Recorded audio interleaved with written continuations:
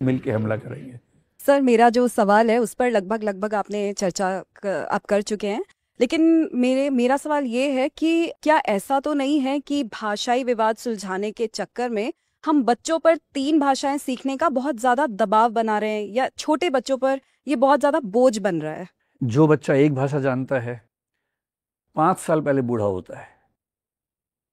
जो दो भाषाएं जानता है कम से कम 3 साल लेट बूढ़ा होगा। तीन जानता है तो उसका बूढ़ा होने का समय 5 साल और लेट मान लीजिए। ये मैं नहीं कह रहा है, रिसर्चेज हैं। आज ही जाके नेट पे सर्च कर लीजिए, neuro degenerative diseases and language. Multilingual बच्चे कई मामलों में शानदार होते हैं, मल्टीटास्किंग में बेहतर हैं।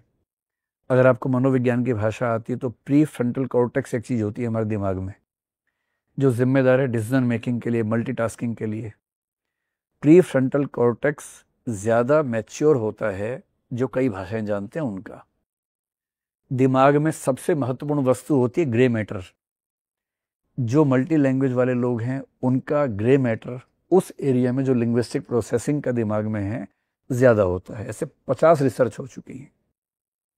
इतना ही नहीं, आखिरी बात फिर वही, जो न्यूरो डीजनरेटिव डिसीजेज हैं, डिमेंशिया जिसको हम सामान्य भाषा में कहते हैं, जिस दिन हम लोग 60 साल के होते हैं ना, लोग मजाक बनाने लगते हैं हमारा।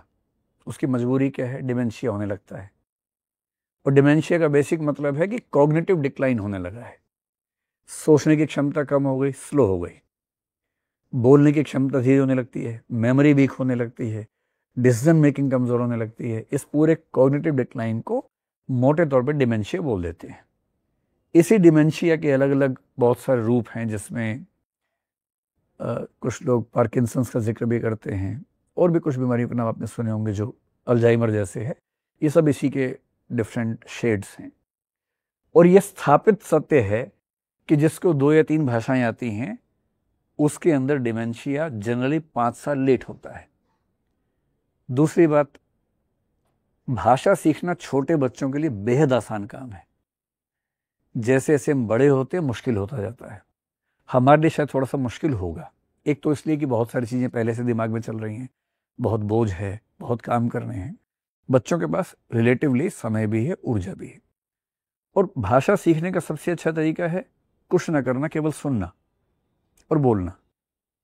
कभी आपने गौर किया कि बच्चा स्कूल पहली बार जाता है 3 साल के आसपास या 4 साल के आसपास, और हर बच्चा अपनी मदर टंग में कॉम्प्लेक्स सेंटेंसेस बनाता है 2.5 साल की उम्र में। स्कूल जाने से 1.5 साल पहले बच्चा अपनी भाषा में कॉम्प्लेक्स सेंटेंसेस बना रहा होता है। इसलिए यह दावा करना कि स्कूल भाषा सिखाएगा गलत है।